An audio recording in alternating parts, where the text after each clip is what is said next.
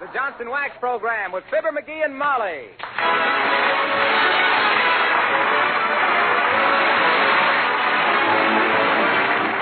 The makers of Johnson's Wax and Johnson's Self-Polishing Glow Coat present Fibber McGee and Molly, written by Don Quinn, with music by the King's Men and Billy Mills Orchestra. The show opens with There's a Great Day Coming Mañana.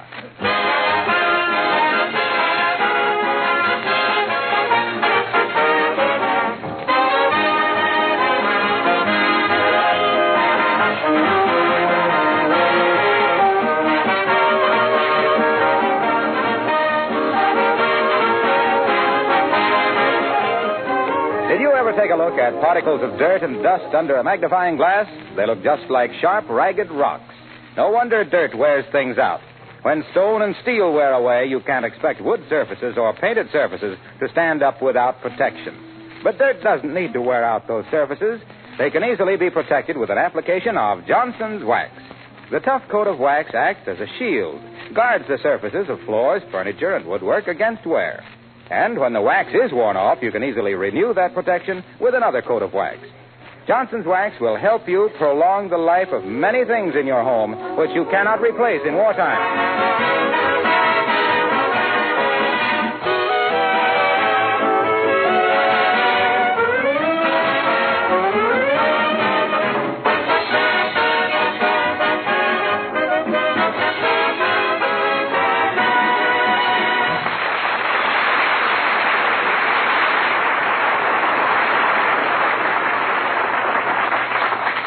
Ladies and gentlemen, we give you Fibber McGee and Molly.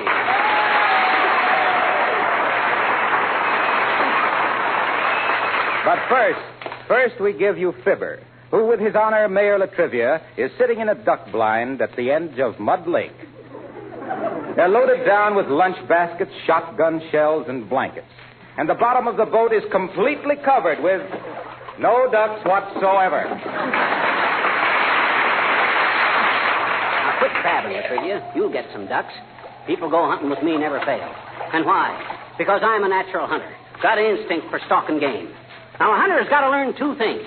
First, the habits of the game he's hunting. And second, silence. Silence is very important, Latrivia. A hunter that can't keep his mouth shut is liable to scare all the game away, you see?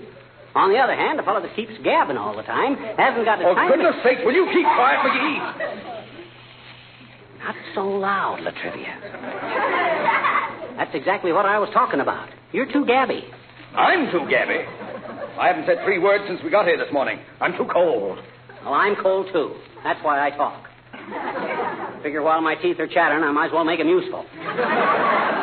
Now, before I started as the expert hunter... McGee, look. What's that? Where? Flying this way. Over to the right. In a V formation. Ah, that's a bunch of Army planes. Put down your gun and wave to them, Latrivia. Those are our boys. Hi, boys! Happy landing! Yoo-hoo!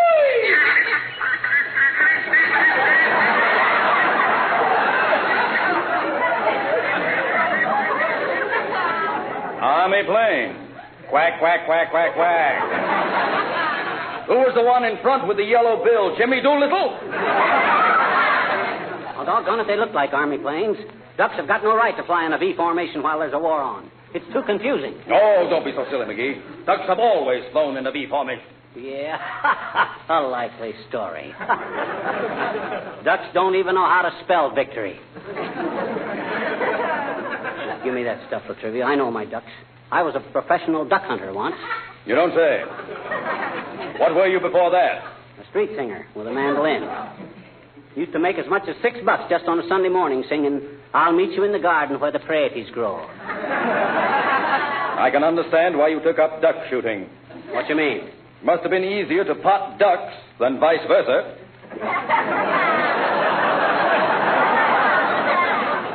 I don't get it. Hand me the thermos jug. I want some hot coffee. Thermos jug? Yes. I'm half frozen. It's under the seat there. I tied a rope to the handle so it wouldn't fall overboard. Oh, here. Here's the rope. Hey, this ain't a thermos jug. This is an anchor. And what, may I ask, did you throw over for an anchor? Oh, gee whiz, how did I know?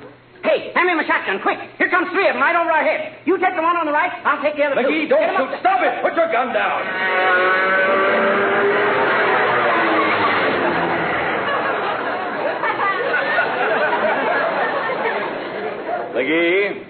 I'm going home. Oh, now, Mr. Be a sportsman. We'll get some ducks. No, I don't want to stay out here with the duck hunter who fires at airplanes and throws kisses to mallards. Who throws the coffee overboard and offers me a cold anchor to drink. Who chatters away like a magpie with, "Look, McGee, here they come. My first shot. Keep your head down." Oh, boy, there's a million of them.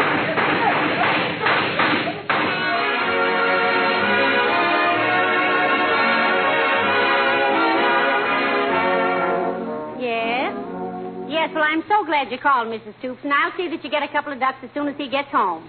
We can't use more than 2 of them ourselves, and I promised 1 to Billy Mills and 2 to Mr. Wilcox. Yes. Oh, don't mention it. Goodbye. Now, let me see. I better write that down. 2 ducks to Mrs. Stoops, 2 to Mr. Wilcox, 1 to Mr. Mills, and 2 for ourselves. That's 7. I wonder what we better do with the rest of them. Oh, come in. Hello there, daughter. Where's Johnny? Oh, McGee? He went duck hunting with Mary Latrivia, Mr. Oldtimer. Duck hunting, eh? Gee, I wish I'd known he was gone, daughter. I'm quite a numrod myself. Now, you mean Nimrod. Not in this weather, daughter. It's numb. Johnny, pretty good man with a gun? Oh, McGee's a wonderful shot, Mr. Oldtimer. Though they got off to rather a bad start today. What you mean, daughter? Well, just as they were loading up the mayor's automobile, McGee stumbled and spilt all the shotgun shells under the car. Latrivia get mad? Oh, no. He didn't get mad. He just stood there and sang, "Raise the Ford and pass the ammunition."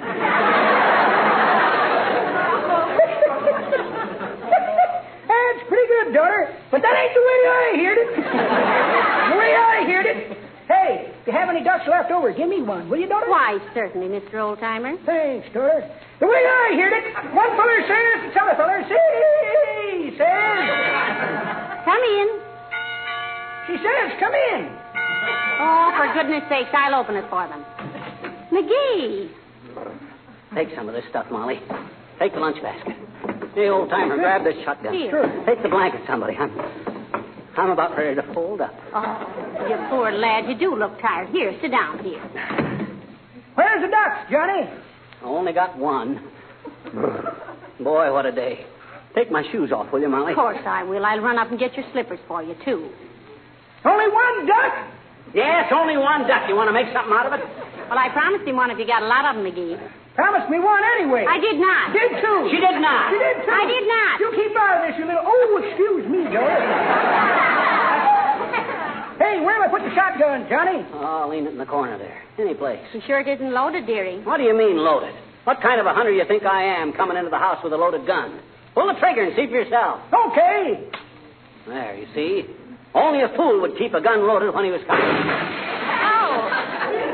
Well, you ain't a complete fool, Johnny. You unloaded 1 barrel.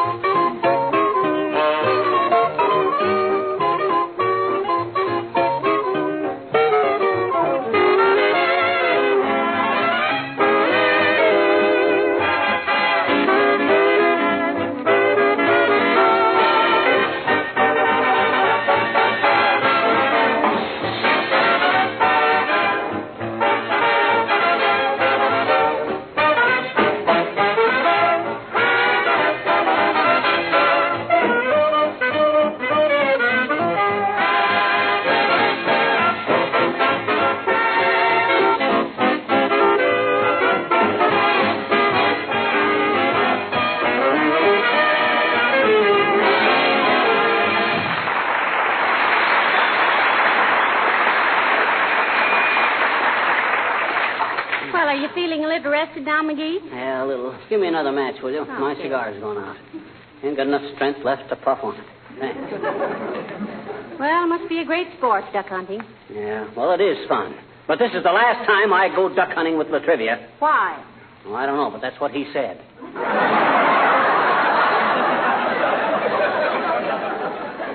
He's no sportsman.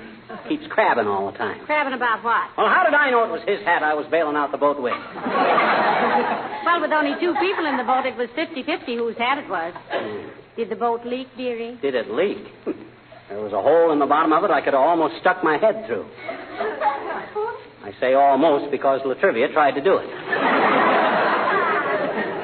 His head? No, mine. Well, why did he do that? Sore head. Just because my gun went off and blew the bottom out of the boat. Oh. Well, that must have been quite a little outing. And you only got 1 duck. Well, what did it do? Commit suicide? No, sir. It was the finest piece of marksmanship I ever saw, if I do say so myself, as I shouldn't. There I was, sitting in the boat, keeping a keen eye out for every duck. Every nerve tense and ready. When all of a sudden, a wing flashed right by my face. A duck? No, a fried chicken. Latrivia spilled the lunch. Well, sir? Come in. Oh, hello, Abigail, darling. How do you do, Mrs. McGee? And Mr. McGee. Hi, Effie. Pardon me if I don't leap up and bow from the waist, but I got a terrific mallard migraine. Why, good heavens, what is that, Mr. McGee? A foul headache. He just got home from his duck shooting trip, Abigail. Spent all day out in a cold rowboat and only got 1 duck. Isn't that the limit? Why, I was under the impression that 10 was the limit. It is, but both me and Latrivia were hunting under the worst possible conditions, Uppy. Oh, really? How so? Well, McGee was with the mayor, and the mayor was with McGee. Now, if you can whip up any worse conditions than that, we'll shoot it in Technicolor. Next time I'll go alone, not with an amateur like Latrivia. I just met him down the street, Mr. McGee. What did he have to say, Abigail? Well, he said Mr. McGee was the biggest bore he'd been out with since he left the Coast Artillery. Oh, he did he? Why, that... He said that Mr. McGee was really a boon to wildlife, and he didn't mean Daniel. Now, look here, Uppy. If he said... And he added that you were a born woodsman, particularly from the neck up. Oh, my goodness, now, I don't think that was And he concluded his remarks, Mr. McGee, with a comment that you couldn't hit a duck with a napkin if it was on a blue plate special. Why, that big blowhard. He'd never even seen a double-barrel shotgun before. Didn't even know what it was for. He didn't really? No, he had 1 barrel full of cigarettes with a cork in the end of it.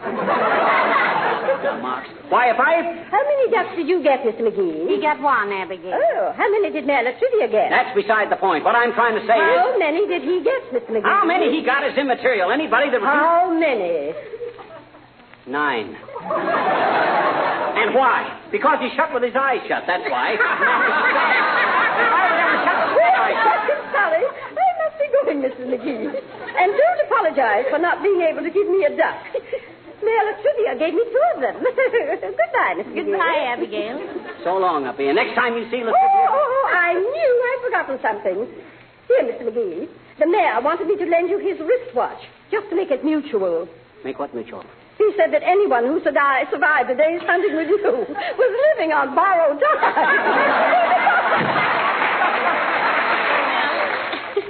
There's nothing like outdoor life to make men real pals, is there, McGee? I'll pal him. I never been so insulted in my life. Why, when I think that linthead was behind me all day with a shotgun, it makes my blood stand on end. Yes, but did he really shoot 9 ducks? Well, so what if he did? Beginner's luck. Well, maybe you better begin again yourself. Here, I promised ducks to everybody in the neighborhood. Hiya, folks. Where's my duck? Still flying south, Mr. Wilcox. In a V formation, meaning vamoose. Come on. No kidding. I've invited 6 people to a duck dinner tomorrow night. Give me my ducks. You haven't got any ducks, Junior. I only got 1, and we're eating that ourselves. Oh. Well, that's okay, pal. I'll cook steaks for my guests. Can you cook, Mr. Wilcox? Can I cook? Baby, I can spot Oscar of the Waldorf 3 lamb chops and beat him by 2 fricassees and a curry. I had to learn to cook. How so, Junior? Inquired little Fibber with his bright blue eyes dancing with mischief. Well, I'll tell you. Whenever I demonstrated Johnson's self-polishing glow coat and how it would give new life and beauty to tired old linoleum and make housekeeping a thing of joy because glow coat can be applied with practically no effort and shines as it dries to a mirror-like polish in 20 minutes or less, What did I start out to say? Well, you started out to say how you learned to broil steaks, and I'm interested, too, being the chef here myself. Yeah, now you're gassing with Cook, Wilcox.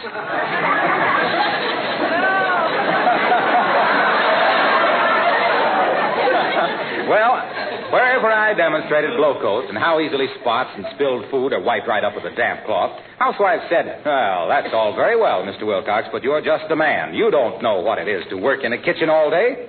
So I learned to cook. Yes, but did it help any in your selling? It certainly did. The first time I ever spilled peach preserves on the linoleum, I discovered that nothing preserves linoleum as peachy as glow coat.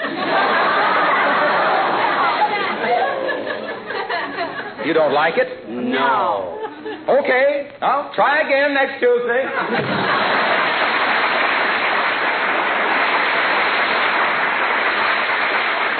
Imagine that guy as a cook, Molly. Yes. I'll bet the only way he could get a lamb in a stew would be to make like a wolf. Speaking of cooking, McGee, I better get this duck ready for dinner. Ah, boy. Duck dinner. Ha. Roast duck and wild rice. I'm so hungry I could eat the drumstick off a card table. Believe me? Come in. Hi, mister. Oh, hi, little girl. You better run along now. Don't bother me. I'm tired. Why? I've been hunting, and I'm all in. Oh. What happened to me today shouldn't happen to a duck. And almost didn't. What you got in the paper bag, sis? Jelly beans. Oh, boy, jelly beans. Mm-hmm. Got any black ons? Sure I have, I betcha. How's about divvying up with your old pal, huh? I ain't had any black jelly beans since I was saddle high to a tricycle. Will you tell me a story if I give you something, will you, please? Will you? You drive a hard bargain, sis, but it's a deal. Phone me over the jelly beans. Okay.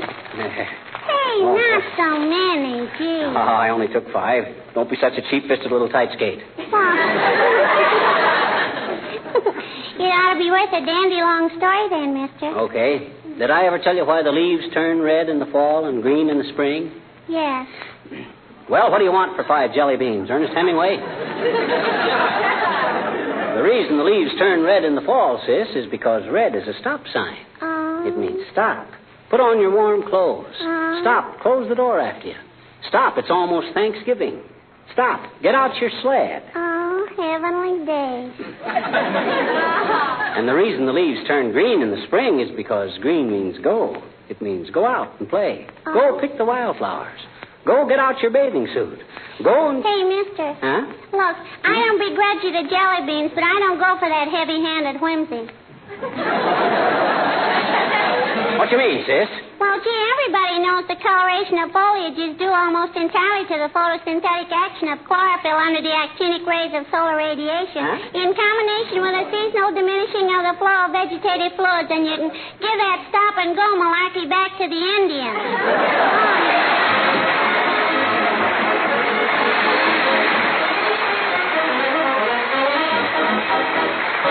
The King's men sing, clabbering up for rain. My pa went up in the hills one day for to get his mash cooking. He took a 12-gauge gun along in case someone were looking. I heard him say today's the day to taste it with a skewer. When they're not more'n 10 foot away, was a gall dang revenuer. Oh, it's clabbering up for rain. It's clabbering up for rain. When my pa gets his dander up, it's clabbering up for rain. The gal I love is a mountain gal. She's jealous as a demon, and she can claw like a bear cub small, or else I must be a dreamin'. I took her to a hoedown dance, and in the dark I kissed her. On went the light, and dang my sight, if I hadn't kissed her sister. Oh, it's clabbering up the rain. It's clabbering up the rain. When my gal gets her dander up, it's clabbering up for rain. My baby brother's a pesky brat named Antelope Dial. He won great fame because he got the name of the country's champion crier. Got a crying voice like Grandpa's bull, and a temper like a viper. Should have seen that Tom the day he got a hornet in his pant leg. Whoa! It's clambering up parade. It's clambering up parade. When Daniel gets his dander up, it's a clambering up. It's clambering up. It's clambering, clambering, clambering up parade.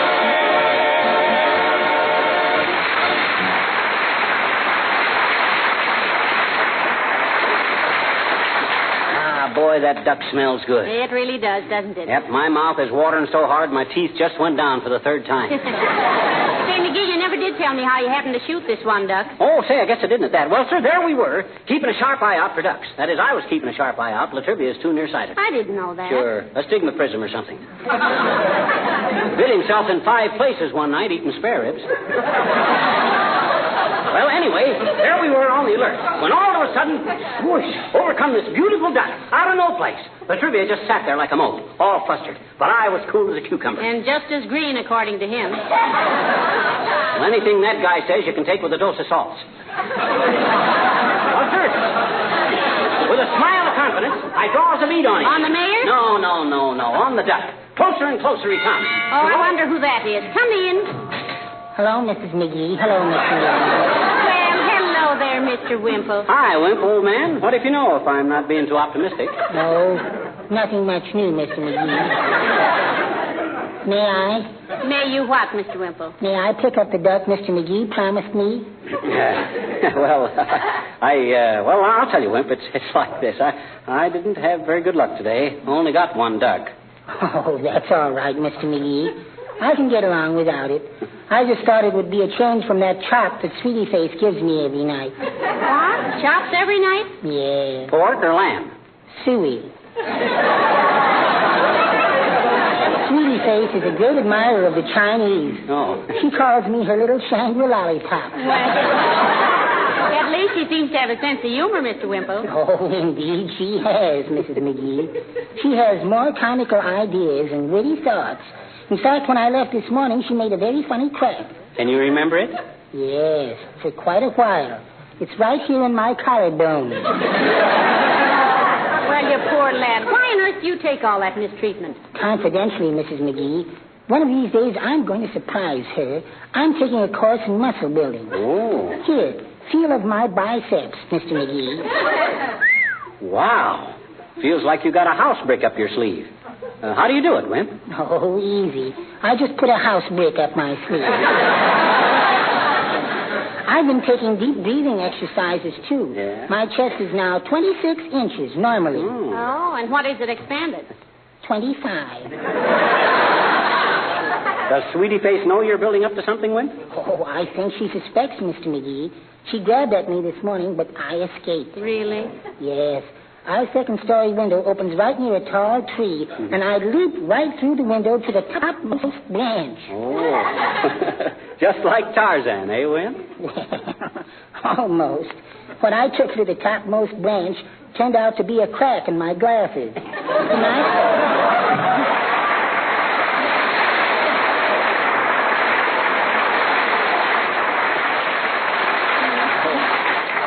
Pathetic little mug, isn't he? He certainly is. Hey, ain't that duck about ready? Well, it should be in just a few minutes, dearie. I better baste it once more before... Oh, for the love of Mike. Why? 79 Wistful Vista, Molly McGee speaking. Who? Oh, yes, indeed. Oh, you did? All right. Yes, I'll be sure and tell him. Thank you for calling. Goodbye. Molly, if anybody else calls or phones before I fling a fang into that duck, I'm going to ignore them. Well, I don't blame you, dearie. Well, let them wait. I got that bird the hard way. One shot in a million. Now I want to enjoy it in peace. Who was that that called? Toby the butcher. He wants to apologize. Apologize for what? He overcharged you 17 cents on that duck you bought.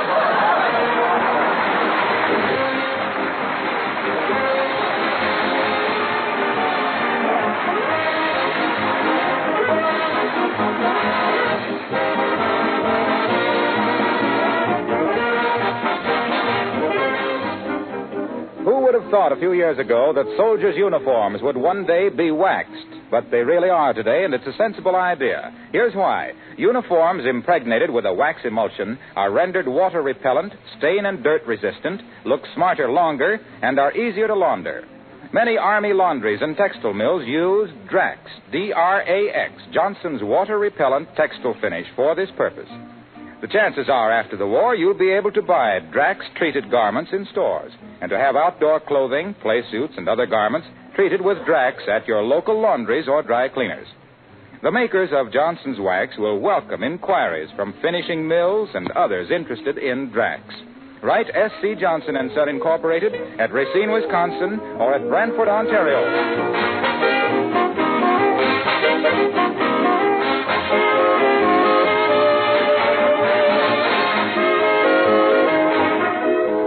Ladies and gentlemen, we've been talking about ducks for the last half hour. Now let's talk turkey. We're in this fight to the finish.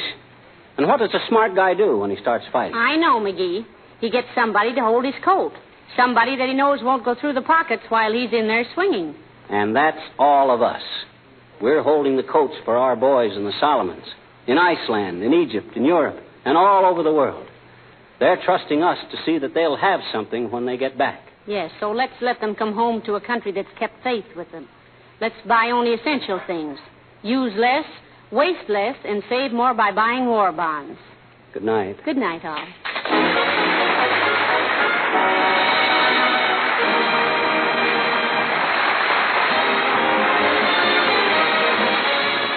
The characters of the old-timer and Wallace Wimple heard on this program were played by Bill Thompson.